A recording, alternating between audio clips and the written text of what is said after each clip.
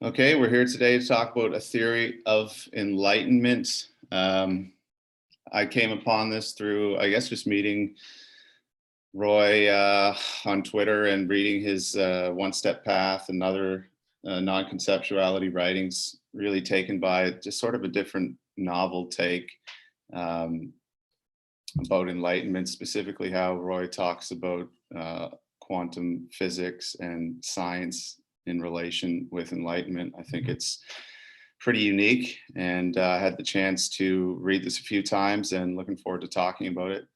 Not sure what the best entry point into speaking about it is, but I found it curious that it was billed as sort of like a paper, and curious why you chose that approach and sort of what your intent is behind that. Yeah, okay. Well, for some reason, I thought that if I could get it into academia somehow, I had the vision of making it into like a paper, like an actual, and I would submit it and blah, blah, blah. But I'm not that kind of a person.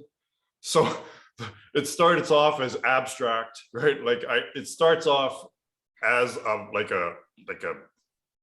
paper, like an academic paper with an abstract, and then it just goes like it's just got no it's got no form and function as a paper, like as an academic paper. It's got abstract, and then it just goes into the whole thing.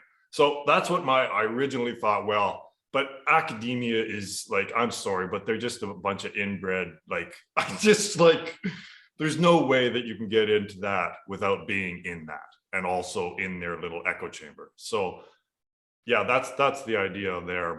But this is better. Like YouTube is a far better, like Joe Rogan type of a thing. Let's go Rogan. Yeah. Ish. Yeah, for sure.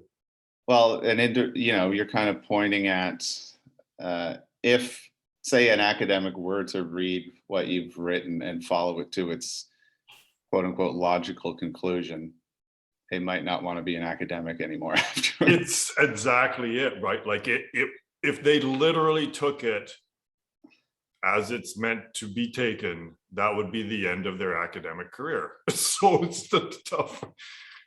Well, I mean, you understand, I think, what it's the end of. Like, it's kind of the end of everything. So right. it's tough, especially for a professor that, like, yeah, it's the end of an academic career to someone who actually believes this. So it's a tough one. So to continue with the academic metaphor, what would you say your core thesis in the paper is? All right, well, I might as well just get into this then. Oh boy, this is all right. So the core thesis is that the reason for this, the why all of this exists, is that this is a simulation slash divine game. And the purpose of the game is to find conclusion, to conclude the game, to end the game, or to escape. Escape is a harsh word, and I used it exclusively before now, but I think that maybe find conclusion is a little softer language than escape. Right. But either way is fine. Like when you get to those, like I have listed the fundamental tenets of the major religions. Well, it's samsara. Like it's like, I don't know why, but somehow the fundamental tenets of these major religions have totally been forgotten. And that it's actually about, like, Hinduism and Buddhism is actually about this being like the cycle of rebirth, infinite redundancy, rebirth, death, birth, over and over and over. And enlightenment and nirvana and moksha and all that stuff and going to heaven. Well, that's the end of this.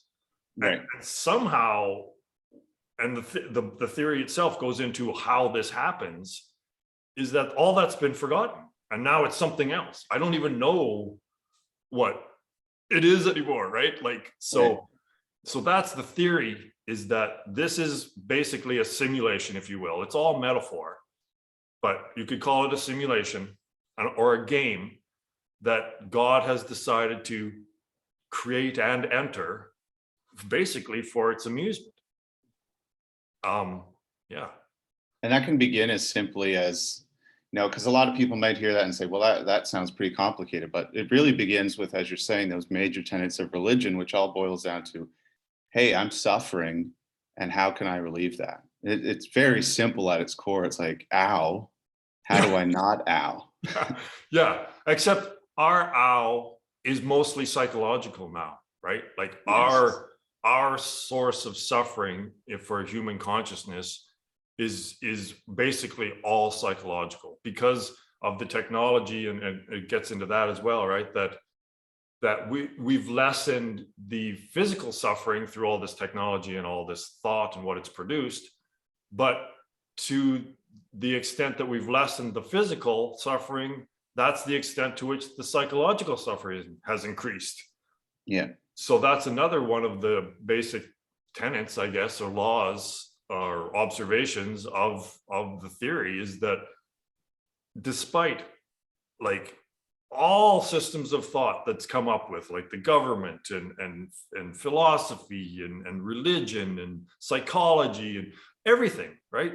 Despite all of that, has the level of suffering within human consciousness decreased at all? Well, to me, it hasn't. To me, it's actually increasing. So, like, just using basic logic and reasoning, one would have to say that all these systems of thought that all of humanity's ever produced has not affected the degree of suffering within humanity. Right. And the novel thing, what you're saying is, well, perhaps let's look at the actual thought process itself as what is generating suffering, right? It point back instead of pointing out. You got to go back. That's exactly it. Like, we're just taught via the thought process itself and in school that we just assume that thought is the final authority, basically, right? Thought has the goods on what reality is. And what I'm saying is that maybe that assumption is absolutely 180 degrees wrong.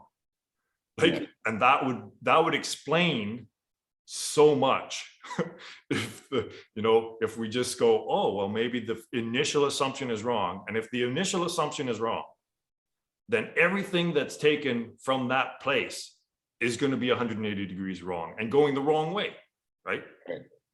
Yeah. And so you kind of use the number system as a metaphor for how thought has sort of led to this infinite redundancy, where we're trying to solve a problem that we've actually created. Yeah. So the number system, the theory is a theory of enlightenment, ... the number system as a model of the evolution of consciousness, right? So the theory really touches on the fundamental aspects of language and math, like at the very start of it, right? Like it takes an electron microscope. I call it almost like the quantum deconstruction of language, of symbol itself. So what I'm proposing, what the theory is proposing, is that the number system actually isn't like, okay, so if this is a game, like a mystery or a labyrinth, right? You have to a mystery to solve or a labyrinth to get out of, right? That's what it is. So there are clues within this mystery, right? There are signs in the labyrinth that point to the exit. But it's message, right? Because a message is something that you leave for someone that you can't contact directly. And someone that's in a freaking time loop or in a state of delusion, you can't go up to someone and that thinks they're Napoleon and just tell them that they're not Napoleon, because obviously that hasn't freaking worked, right? Yeah. So you've got to come in from a different angle, right? So what I'm saying is that 0, 1, 2, 3, 4, 5, 6, 7, 8, 9, ... has been misinterpreted. It's a message that is telling us, that's showing us the cycles, right? It's, first of all, in the most obvious way, it's relating to the cycle of samsara, right? The cycle of samsara is infinite death and rebirth, forever and ever, and infinite redundancy. Like, already it's going ding, ding, ding, right? Okay, so what I'm saying is that it's a model of the evolution of consciousness. So evolution is a series, right? So, and so is the number system. 2 is dependent upon 1, 1 and 3 is dependent on 1 and 2. It keeps going on, right? It's a series. Right. And the same is with evolution, right? Like, I have 50% of my DNA is the same as freaking, I don't know, an amoeba or something. You know what I mean, right? Like, it's the same thing. It's very obvious. It's the same series. So that's what I'm saying, is that it's actually a model of the evolution of consciousness. So the evolution of consciousness in this game is, so when someone plays a video game, they lose sense of self because of their attention that they're placing on the video game. So so this evolution of consciousness is this remembering. It's coming out of, we're starting to not play the game anymore. We're starting to come out of playing the game and recognizing, so becoming self-aware. So losing sense of self temporarily, God, right? As it's playing this game. And then as the game as progress is made, it becomes more and more self-aware, right? So humans are the 10 of the numbers of this message of the evolution of consciousness. Yep. So we've actually, because of enlightened beings like Ramana Maharshi and Christ and Buddha, we are capable of ending the game because others have done it. But we're at the 10 now. And I don't know how much do you want me to get into this? No, I think it's good. I think perhaps a little, I don't know, not clarification, but the 1 to 9 is basically the physical realm of where, okay, there's apparent evolution going on of this physical being. We hit 1, 0, and that becomes an extrapolation of awareness itself, capable of realization that it's just awareness, and yet this infinite redundancy where it fails to become aware that it is in fact God playing a game and is instead distracted. So if you could just explain the 1 to 9 and then the leap that happens at the 1, 0 or the 10, that's the whole thing. And that might be a little easier to get. Yeah, okay. So first of all, and that's what this is going to get to later, is that there's a problem with our idea of what 0 is. 0 is not nothing, and nothing is not an absence or a non-existence. 0 is potential, right? The 0 before the number system is the potential for the number system. It's not the lack of the number system. You see where we have things inverted already? So nothing is considered a lack or a void of a thing, right? Mm-hmm. So the 0 represents God or infinity or the absolute. And then 1 basically represents the entrance into the game, right? So 1 to 9 to me is the divine consciousness that is taking itself to be the physical realm. It's taking itself to be biological, physical entities, whether it could start out as a freaking photon or whatever, and then go along all the way to an actual human, body, biological body. So just like how 1 to 9, like, all right, well, I might as well dig this out then. All right, so. Yeah, this is great. So counting at the start, it refers to physical states, right? It's relating to a physical state.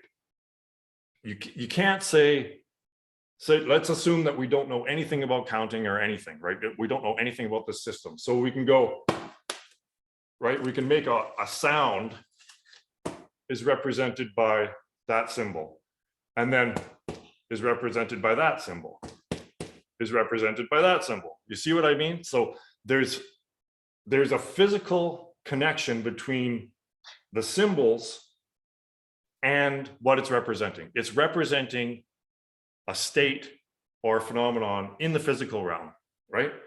But then, so each one of these steps of the series is represented by a single novel symbol, just one symbol, and they're all novel. They're not related to each other in any way. They're related to this. So the series goes along adding. You don't know what adding means yet, right? But you can tell that the series just continues on. The same mechanism goes on all forever, right? But at this, for some reason here, something really strange happens, and we're just taught to accept it. Oh, well, this is what it is. It's just counting. Yeah, don't worry about it. It's math. We'll teach you it in school. But does anyone really know what the hell this means? Like what it's a symbol of? I Googled, like you can Google like anything and it'll come up with something like pink hop hippopotamuses, something will come up. And I Googled, what does the 0 and 10 mean? And nothing came up. There was no explanation in the fucking internet for what the 0 in 10 represents, what it means. Yeah. Right. So why, one questions, so why is there 2 symbols needed to represent just the next step in the series, right? What changes? What's different? Well, nothing's different about the actual mechanism of the system, but the one is now representing this. So the first time, if we didn't know, if we weren't brainwashed, if we weren't programmed to just accept it, and this is the way counting is, well, we'd come across this symbol again over here, and we'd think, well, that's what that is, right? So, but no, we're taught, no, it's actually this now. So what this one is representing in our consciousness is it's representing that, but now that is representing that. Yeah. Okay, convoluted, right? But now, so why 0? If that is representing that, then what does the 0 represent? Well, the 0 represents no more. It represents not 11. Like, this is redundancy to the absurd, right? You get what I'm saying, right? Yeah. So 10 basically is where the system stops relating or describing anything in the physical realm at all, and it starts describing itself. Right. You see what I mean? So the idea of 0, of 10, right? No more of those, or not 11, introduces the potentiality for 11 to exist. Right. You see what I mean? Like Maya is subtle. Like all of this is subtle. If it was gross, everyone would be saying, well, what the fuck is all this about, right? But it's so subtle that we just go, meh, it works. Right. you know? Yeah. But I believe that 11 is not a phenomenon in the physical realm. 11 is not representing anything that happens in the physical realm at all, right? So what I'm saying is that the whole thing isn't about quantity. It's describing qualia, right? It's a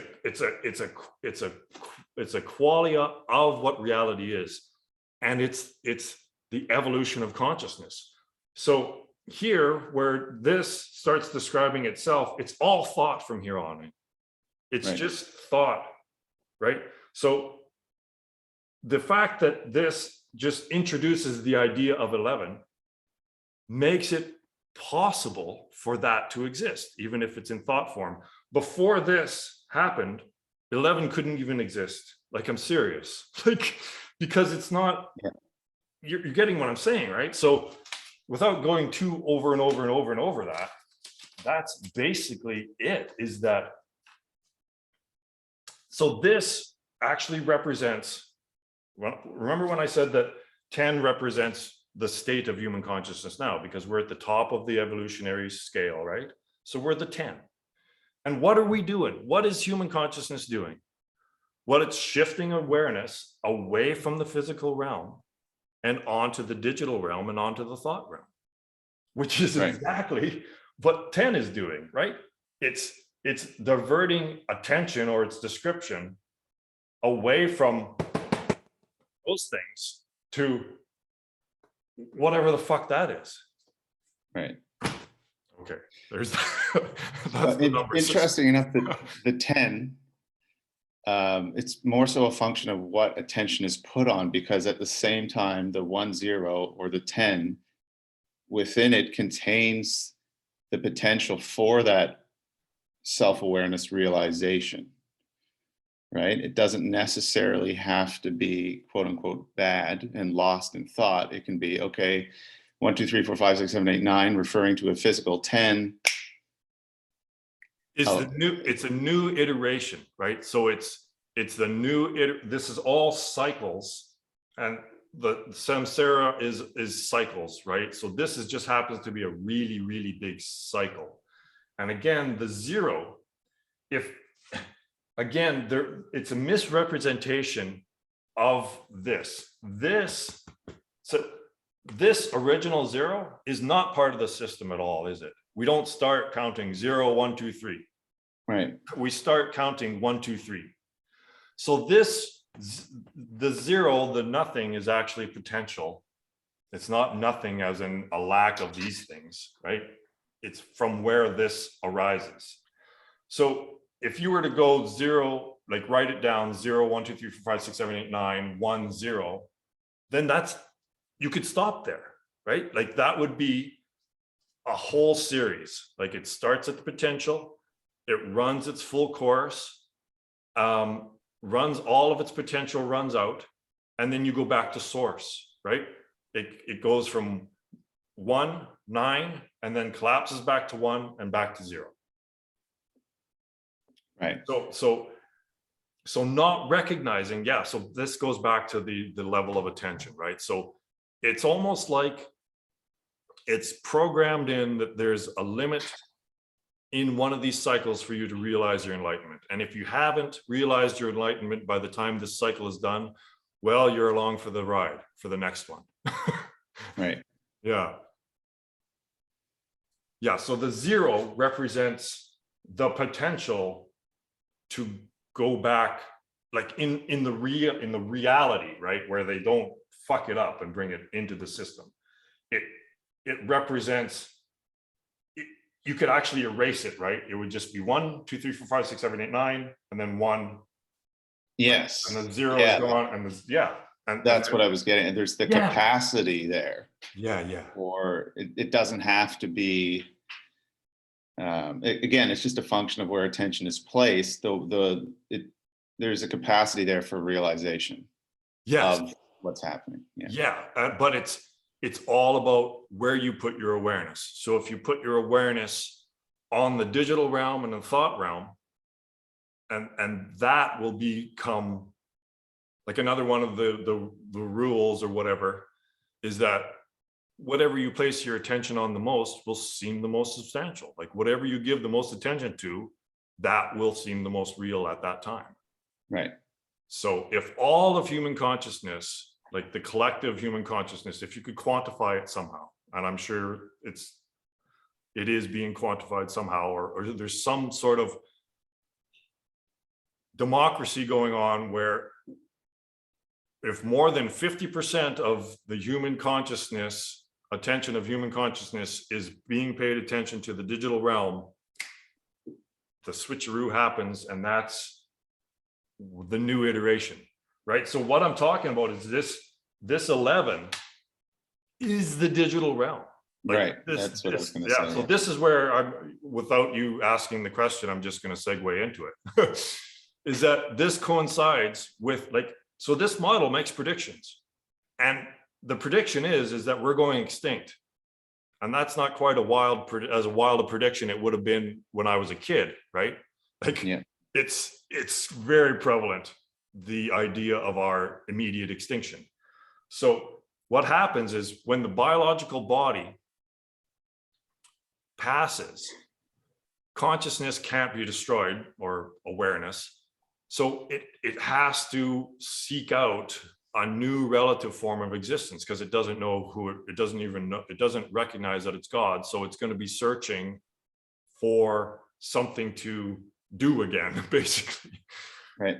So when the human species, biological species, goes extinct, well, there's no more reincarnating, there's no more sequels. You can't reincarnate again into a human and have another human experience. Right. Because there are no more humans. So what are you going to do? Well, their consciousness is going to seek out what's most familiar, right? So this is where some sort of quantum computer running a really, really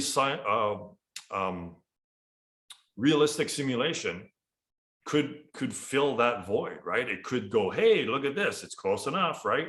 So then you add in that, and people say, well, that's kind of not, it's science fiction. Okay, maybe, but you add in the will, right? The actual will of consciousness is a powerful thing.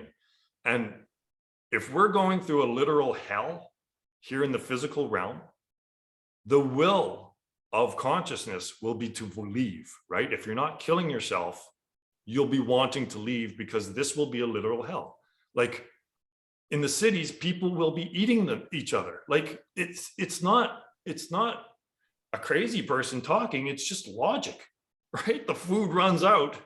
People will be eating them. It's not too far-fetched in a COVID world, especially, right? Well, yeah. I mean, and the COVID thing has just jacked everything up a notch too. It just seems like if in this game, so someone's cranked it to 11, right? Like, let's get her fucking going, right? Like, yeah. So let me kind of parse this. So 1 to 9, referring to a physical realm, body. 10, awareness, self-awareness, consciousness, the potential for it. What we've done is instead of looking back 1 to 9, seeing that evolution and allowing this self-awareness to realize, hey, consciousness is here. I am consciousness, right? We've instead become distracted and focused on 11, 12, 13 number system, thought, science, and are totally immersed in that sort of fantasy realm and looking to that for an answer. And consciousness focused on 10, 11, 12 is going to, by virtue of its attention, divert to that. Yeah, yeah. And we don't even have to call it 10, 11, 12, 13. We can just call it the digital realm. Like, everyone's addicted to the screen. Everyone's addicted to the screen. Everyone's addicted to thought. No one can stop looking at the screen. No one can stop their thoughts. Like, we are at the very, very end of the 10. We are about to enter the 11, I would say, within a couple of decades. And so Ramana Maharshi said, go back the way you came, right? That means that we're in a time loop. We're we just keep doing the same fucking thing over and over and over, right? Going forward, going forward, going forward. Yeah. Outwardly focused attention on thoughts and sensations, right? Always outwardly focused. Even thoughts are outwardly focused. Yeah. So what Ramana was saying is that you have to fucking stop. Just stop. Like you can't just keep going. And this is what science is going to do. Science is going to try to find out this theory of everything. They're going to try to reconcile quantum mechanics with general theory of relativity, and or it's going to be a computer like running a simulation, and we're going to create a new Big Bang, like a singularity. So it's trippy, man, because what's going on right now, right before our very eyes, in front of everyone, is the construction of the next iteration of reality. It's like being before the Big Bang, watching that system build the Big Bang.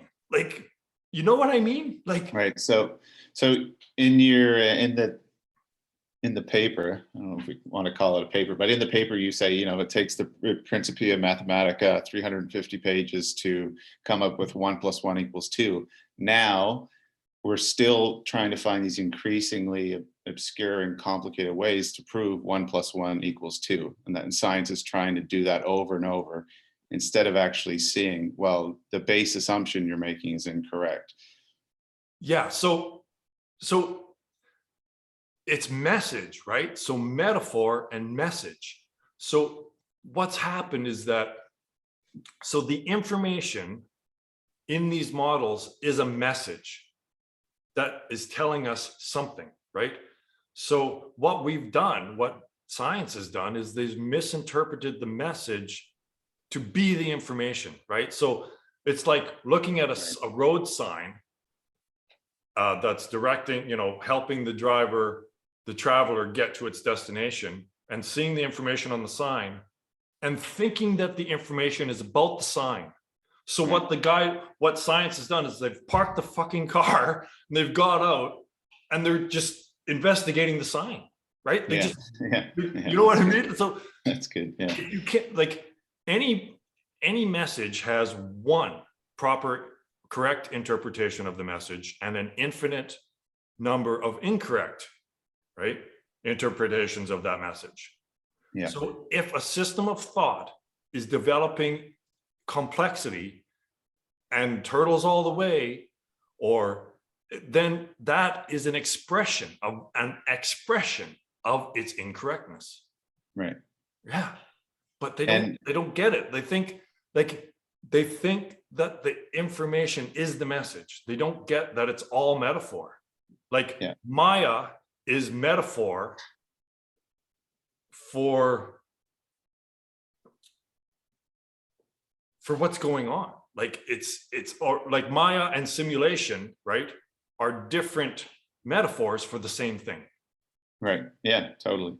And you could even say, say this Big Bang, singularity, attention on the screen, potential extinction of the physical is just an extension of the incorrect interpretation. It's just basically ignorance, right? It's always, you could make a principle: as long as consciousness takes itself to be thought, or then there's always going to be suffering. And it's like a basic law. Yeah, the guide is happiness and suffering. The guide that keeps us on the path of truth is happiness and suffering, not true and false. I mean, it's pretty self-evident. I mean, which is how you start the whole theory. And I think that, let's say the average person who doesn't really know anything about this starts to read it and they're like, oh, these are some interesting ideas. But really at the core of this, it's about happiness and suffering. And this, although this path is full of destruction and Kali Ma and whatnot, really at the core of it is peace.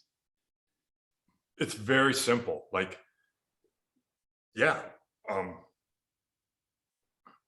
this is not a theory that just stays in theory form. It is a message. Okay, well, Yeah, I'm going to get into this one now, I guess. do it.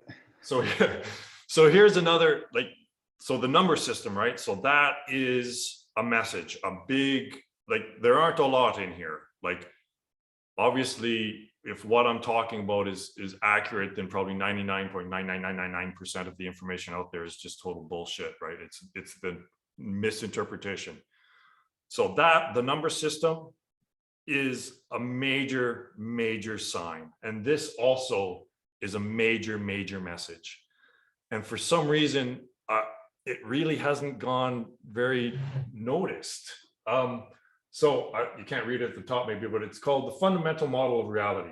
So when we get to the fundamental levels of description of reality, this triune system keeps popping up. Like it just, hello, like here I am.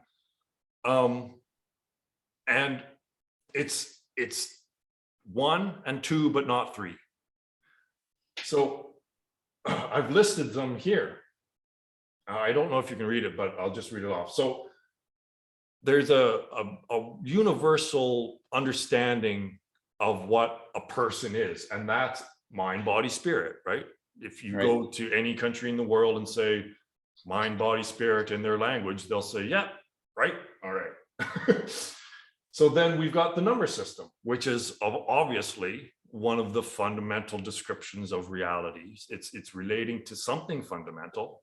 Yeah. Then again, we've got this triune system, right? Of 0, positive, and negative. And then you could have the words positive, neutral, and negative as well, right? And then you've got physics, which they tell us is, relating to something fundamental. And we've got the epitome, the pinnacle, I think, of science and thought itself probably is quantum mechanics. And it comes up, it spits out another triune system, right? The wave function, the particle, and the observation, or the observer. And then you've got time, past, present, future. Now, I use the word presence. I think it's better than the present, because presence infers consciousness, and you need consciousness for time, obviously, right? Time is a subjective interpretation, at least partially. So presence, right? Verbing, not nouning. Yeah. And then Taoism, like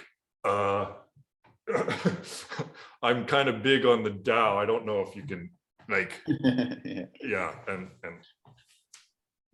right. So so that, of course, is the perennial, I guess, expression of this triune system. And then hello, Christianity again, triune system, right? God, Christ was the physical expression of the divine, like he realized what I'm talking about. And then the Holy Ghost, which is more like the mind aspect of the Trinity. And then, so we've got physical and then non-physical. So this is, and then life. So the opposite of death, the opposite of life is not death. There is no opposite to life. Right. Life is all there is. So again, we've got this, well, it's a matter of life and death. No, it's a matter of birth and death. You see what I mean? Birth and death are the aspects of life. There is no opposite to life. Yeah. Okay, now this is the most important one here, is because especially in Western language, thing, right? Nothing, something, anything, everything, like thing is the root word, the frame of reference for all of reality, right? Like it, obviously, it just something, anything, everything, like nothing, like the thing is the root word on which all of reality, the model of Western thought is built upon. And thing is the connotation is that it's a physical object, right? A thing is a physical object. So that's our bias, is that the thing is the reality. And if it's no thing, if it's not a thing, then it's a non-existence. It doesn't even exist if it's not a thing. How can you have a non-existent phenomenon? Well, that's a fucking paradox right there. Like, oh, but just forget about it. That's okay. Right? So what I've done is that, and this is so important, and I'm not playing some sort of trick here. This has to fit in with this. You see what I mean? Like, if this is a fundamental explanation or description of reality, and all of this obviously is, then this has to align with this. And this model aligns it, okay? So I'm just gonna read this. The strict dualistic materialistic model of thing and nothing is modified. Nothing has been renamed non-thing. This represents phenomena that are not physical, yet exist. Thought, the voice in your head, cannot be seen, audibly heard, tasted, touched, or smelled. This constitutes a non-physical phenomenon. So potential replaces nothing. This new model is a comprehensive and accurate base for the fundamental concepts that form humanity's understanding of reality. The concept of nothing as non-existence is a fiction dreamed by the ego who takes the dream to be real, the physical body to be self. You cannot not exist. You are existence itself. Yeah. Right? So now sit down, take a deep breath, because this is a message telling you that you are God. You cannot not exist, right? Yeah. This is all the same thing. All of this whole column, it's the singular, it's this, right? It's the Tao. You can't. Yeah. So does that make sense?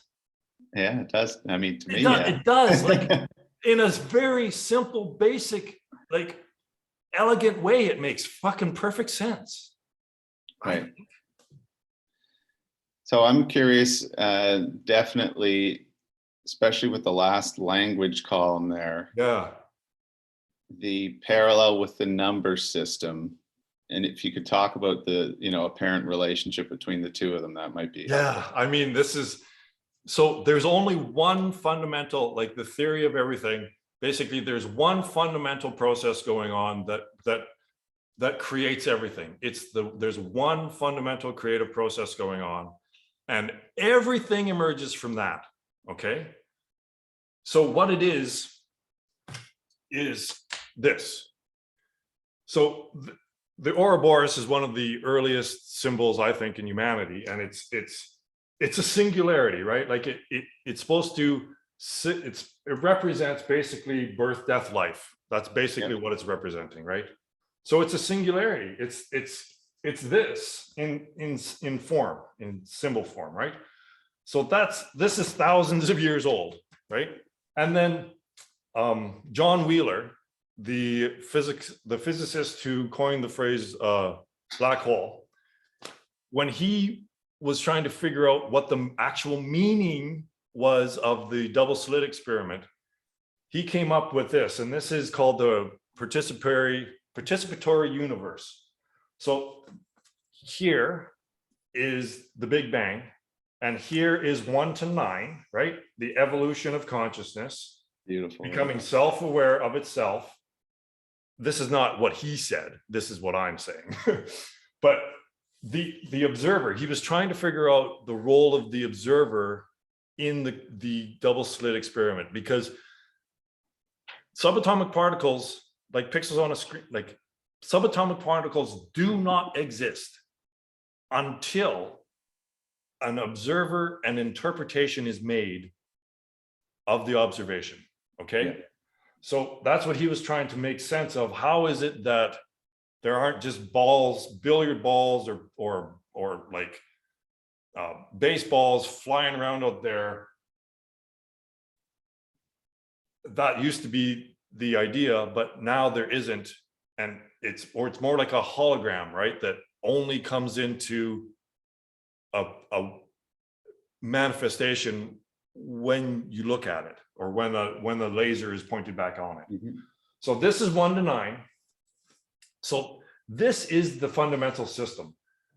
The fundamental system process is basically awareness just coming back onto itself. Like that's all it is. And where it comes back onto itself, it creates an interference pattern that is everything. So it's a little tricky, and I don't think I'm convoluting it too much, but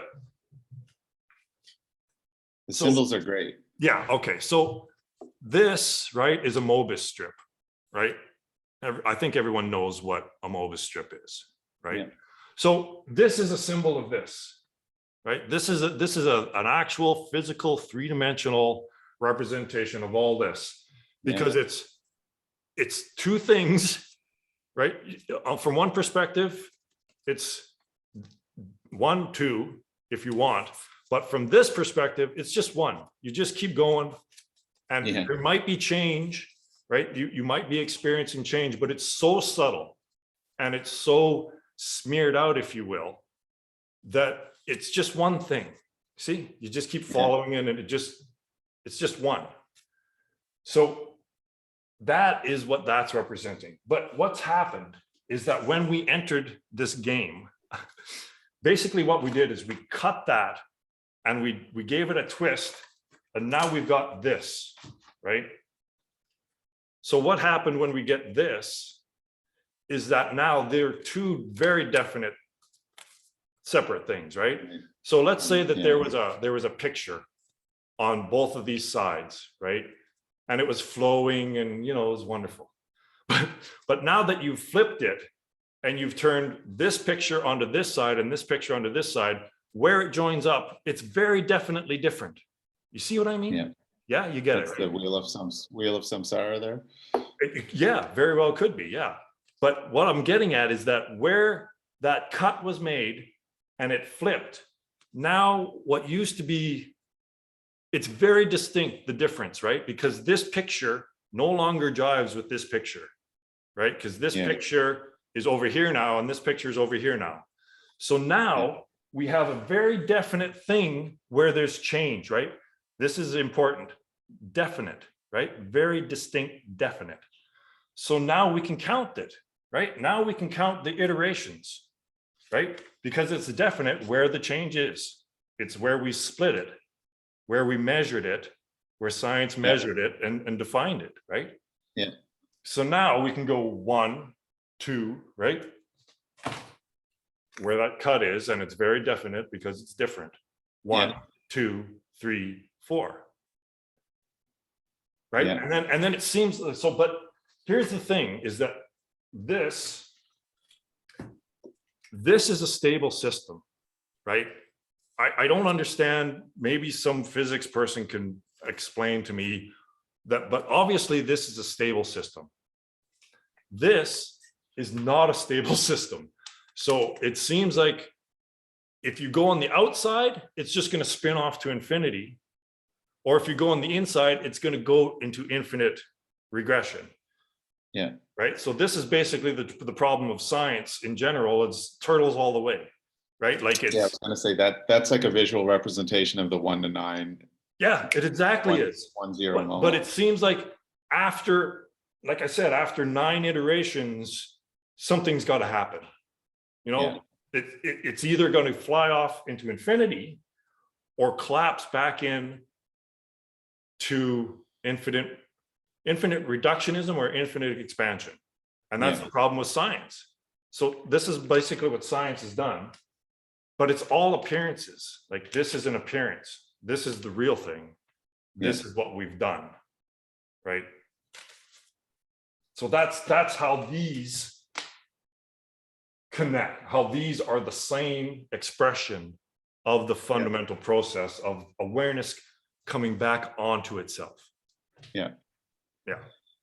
What's interesting to me is, and this might not be pertinent but as you were showing the Ouroboros and the John Wheeler symbol there and the Mobius strip, Donald Hoffman reality as a user interface thing comes to mind, right? That's another perfect sort of description. Donald close, man. Like Donald knows the shit because he knows silence.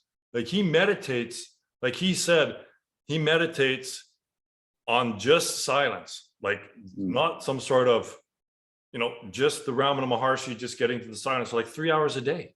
So, I mean, like, I sent this to him, right? I'm like, dude, please, like, you gotta give this an honest freaking spin, because he's got to be able to get it, because it's all about the silence, right? Like the zero is the stillness, the mona, right? Like that's the whole point of all of this, is that in order to get out of all of this, you've got to get to the silence. You've got to pull your attention away from thought and everything that thought has produced, which is fucking everything, basically, that humanity is focused on.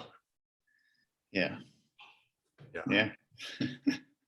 It's like I'm just a fucking dude, right? And it's just like, it's so obvious to me. Like, and this is what it said in the theory itself. It's like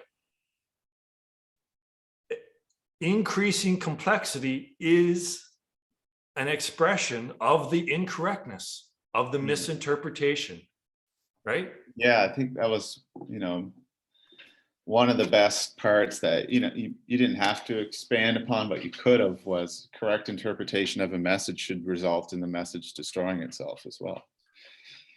Well, yeah, I basically said that in a different way. I said, once a message has been properly interpreted, there's no more reason to try to figure out, like, to delve deeper into the information, right? Because you got it. It's that aha. Oh yeah, right? And also, there's also no more need for the message itself, right? Yeah. You don't have to, unless you it's like, oh yeah, well, this is what I'm supposed to do, so now I'm just going to go do it, right? Yeah. But so that's the transition from theory to practice. Like this theory, it goes into practice, like it ends, like this theory kills itself, right? Because it's talking about the end of thought. So the end of thought obviously is the conclusion of the teaching itself. Yeah. And that's the crux of the whole thing, is that if people listen to this and go, oh, well, that's interesting, and it may all be true, but then they just don't engage in like the actual practice of putting attention away from thoughts and sensations, then none of it was any fucking good, right? Yeah, then it has the potential of just being another just another theater and thought and ideas, right? Yeah. I thought of because there are people who have, you know, sort of got this throughout history, and Walt Whitman's, what's the poem, When I Heard the Learned Astronomer? I don't know if you're familiar with that, but I just brought it up here because it reminded me of sort of the end of the message. I'll read it out loud here. When I heard the learned astronomer, when the proofs, the figures were ranged in columns before me, when I was shown the charts and diagrams to add, divide, and measure them, when I sitting heard the astronomer where he lectured with much applause in the lecture room, how soon unaccountable I became tired and sick, till rising and gliding out I wandered off myself in the mystical moist night air, and from time to time looked up in perfect silence at the stars. Yeah, like to me, even the physical realm, even though it is itself a simulation, it's far more substantial than the thought realm. Like I think that these iterations were going deeper. Like it's like Inception. This metaverse is not some grand new world. It's going down. It's deeper, right? It's the dude in the dream within the dream within the dream in the Inception. That's not a good place. No. No, and we're all these people are so excited to go into the metaverse. I'm like, it's a lesser reality, right? Yeah. You're going the wrong fucking way. Yeah. And that's why, like, you need more and more of it all the time, right? Like, because it's so unsubstantial. That's why people can't stop thinking for more than a few seconds, because one, thought that they don't know who they are, so they have to have something relative to them, right? It's an inferred existence. And Yeah. two, that thought is so unsubstantial that you almost need a constant supply of it, right? Yeah. Like if you bang your thumb with a hammer, well, you know that you exist for probably days later, right? Like that's reaffirming your existence for a long time. Yeah. But if you have a thought, well, it's gone instantly, right? So you need another thought to replace it instantly, right? It's a Ponzi that's reaching the end of its Ponziness. But this Ponzi scheme, it doesn't collapse. It just goes to infinity, and then it starts a brand new cycle, a new iteration. So this is really, like, people don't understand how important this is. Like, I'm talking about the end of a 13.7 billion year long iteration, right? Like, I'm talking about a new realm, right? A whole new, you're going to pop in, you're going to look out the camera, this freaking camera, you're going to look out of it instead of into it. Like, this is what's happening, right? Like, instead of this being being the Big Bang, and you're looking back at it 13.7 billion years ago, now just pretend that this is a cell phone, centimeters in front of your head. It's the same fucking thing. Just think of someone holding up their cell phone. It's that immediate and that fast now, that this is actually going to freaking eat itself so quickly that it's going to turn itself inside out. Yeah. That's basically what's happening. So it's going to flip. And now I will be here looking back on the physical realm, thinking that it's the unreality, and that you're an actual, the combination of software and hardware of that system. Yeah. Is that really what you want? Like, that's not what I want. A lot of people. And then everyone will be starting off scratch, not remembering, because when you go through the singularity, all memories are erased, right? That's the way it works, is that you can't fucking remember. You can't remember what you were before you were born, or what the reality was like before the Big Bang, right? So it'll just pop into existence with the same fucking problems, all the same karma to deal with, all the same questions, starting from scratch. Oh, what's all this about? How is it, like, what do we do? What, like, none of it will be resolved. You'll just be starting from scratch again. Yeah. Yeah. It's wild, man. Yeah. But that path of looking back is the resolution, right? You can resolve it all. That's the good, this is actually good news. The good news is that this hell that's coming up is just a dream. It's just a nightmare, and you can transcend it, but it's not going to be easy at this late stage, right? Like, in Hinduism, there's this thing called Kali Yuga, and it's these cycles, right? And we're in Kali Yuga right now. Is like, spirituality and religion isn't even recognized as being relevant at all anymore, right? It's all, the new religion is science, right? So that's a good, that's really good there. Yeah. True. Yeah. Man, so again, it's about the practice. It's about, if this really hits home and really makes sense, then you really have to do something about it. Like, to just shrug it off and just let the ego say, that was kind of interesting, but we like what we're doing. You're just kicking the can down the road. You're kicking your karma can down the road. Yeah. But there's no more road anymore. Like, the road is a cliff. Yeah. It's like, you have to face this eventually, right? The road is infinite. In a way, there's a cliff, but in a way, you're just going to start, maybe just turn around and go back the same fucking way again. You know what I mean? Like, this is the game. The purpose of the game is to find conclusion of the game. Yeah. That's it. So yeah, it's the difficulty for most people is that initial, well, it's kind of paradoxical. Why is it so hard for people to recognize that they are suffering? because The actual, yeah, like one of the simplest, and if people don't do this, they might as well just not even bother. But it's just the simplest little experiment, right? Is just sit. I ask people to sit in a chair in a quiet room, right? Still quiet room. No phone, no screen, just silence. Just sit there and don't move and don't think for 1 hour. Just 1 hour. Just sit there. Now, one would think that if you're a happy person, if, oh yeah, I'm happy, then you should be able to just sit in that chair and be happy in and of yourself, just content and happy, right? I think. But if people know, people don't do this, but if they did, they would recognize that it's a fucking mess. First, they'll recognize, number one, is that they can't stop thinking for more than a few seconds. Guaranteed. Like 99% of the people won't be able to stop their own thoughts for more than a few seconds. And number two, they'll realize maybe that they have no choice over the thoughts that enter their consciousness, even in the first place. Yeah. So, like, maybe this should be addressed. Like, maybe this is the cause of all your suffering, not being able to control your own fucking mind.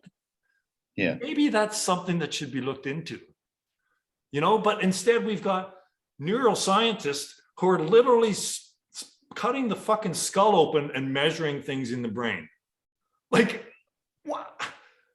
Yeah, you being consciousness itself are cutting open other people's heads and measuring shit. Like, no, look at it directly. Investigate consciousness directly. Yeah. Sit in that fucking chair for an hour and perform that experiment. Why don't you? Now that you say it, that's the start of the paper, man. That's the start. Like, just sit in a chair and do this. That's how you rope people in. Yeah. Is not challenging their thought system itself via a thought argument, but by saying, well, look at this. Yeah. Look at your direct experience. Yeah. Because that was certainly my initial experience with suffering, was this sudden just awareness of the insanity of the thinking mind and how all my problems related to thought. Yeah. And at the time, the despairing realization that no amount of thought could solve the problem of thought. Yeah. I mean, thousands of hours of just sitting and watching your own mind until you finally figure out what the fuck is going on. You know, like, it's just, we need introspection. Like, you just need, all the answers are within you. Like, all the answers are within you if you watch you enough. Yeah. Understand yourself, understand your own thought processes and your own consciousness. And you don't need to even, like, after you hear this, for God's sake, stop searching. Like, you've just been fucking told.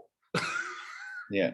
You know? Because the opposite to that initial experience is sitting down, and there is peace and happiness, and it's just diving into, or not even diving into, it's just knowing yourself as, I can't even call it bliss, because bliss suggests something is there, but the absence of thought. Satchitananda, right? Satchitananda, being consciousness bliss. Yeah. Yeah. So the absence of thought itself is the resolution of everything we're talking about. And the presence of thought is the addition of suffering. And so people can directly experience both the theory of what you're talking about and the resolution, because any amount of space between thoughts is a temporary experience of peace and resolution. Yes. Any amount. like this, that's very, very well done, because even for a second, if you get it for even, like, pay attention to the space between your thoughts, like, just take it for what it is, you'll realize, well, that's just peace, right? So at the end of all this, I can verify this. If you get through all this, just get through all the boredom and just sit there and just, don't do it. Just whatever the mind pops up. Oh, what about this? Oh, aren't you thirsty? What about the, like, what's going on in your phone? Yeah. Just get past all of that, and you will find your innate happiness. Yeah, it's already there. You're there. Already it's always there underneath, if you will, as the substrate on which all of it is constructed, is your innate happiness. You are happiness. That's what you are. Yeah. Yeah. This has been great, man. Yeah, it doesn't get any better than that. I mean, I've been waiting a long time for someone to, like, thank you so much for getting this and for wanting to talk about this, because it's been kind of There's nothing more important, right? There's nothing more. There's nothing more important, and it's just the simplicity of it discombobulates all the thinkers, right? It's just, well, it can't be that simple, it just can't be. I spent 9 years of college, delving into this complexity, trying to figure it all out. And now you're just like this dude, just like, it's tough for the ego to accept, right? Well, it's the whole thing we're talking about. We're taught that thought is going to solve everything, and any potential theory has to be adding more thought, when really the message is more so about unlearning, undoing. Yeah, it's a deprogramming. Yeah, a deprogramming of everything that we've gotten wrong from the initial incorrect assumption. Again, it's just like, another analogy, right? The almost perfect analogy is that you've just taken yourself to be the mirror image. That's it. When you look in the mirror, all that's happened is basically you've just taken yourself temporarily to be the mirror image. And from that perspective is the physical, right? Oh, I am the physical body. Yeah. And then everything else is related to that. But that's the game, right? Like, that's the video game. You go in and you say, I'm going to go over there and shoot that sniper in the bell tower. Well, when you say you're referring to the character, right? Yeah. You could say, I'm going to go over there and get that guy. Well, it's not you. You're just using the I as the character. So that's exactly what's happening. Is God is so interested in the character, your name here, that it's just saying, I am going to go do that in the exact same way. Yeah. So just don't assume that your perspective, that you are the body or the mind, or some convoluted combination of the two, that don't take that assumption as true. That assumption is false. Yeah, we fly right over the fact that there's something there that is capacity for experiencing itself. What is allowing the apparent experience of being a character in a video game? We leap right over that, right? We almost take it for granted that there's something fundamental that is even allowing apparent experiencing to happen, right? But we get so stuck on the image in the mirror, let's say. It's so interesting. But what's allowing that experience to happen, right? What's capacity for it? There's something more fundamental. Yeah. Well, I'm happy. I think we could wrap it up here. I mean, sure. Sometimes these discussions themselves can fall into the same trap that we're talking about, right? Yeah. Going over the same shit over and over and over. Yeah. Well, we can stop recording and then all right, chat a bit more. Cool. I'll stop recording.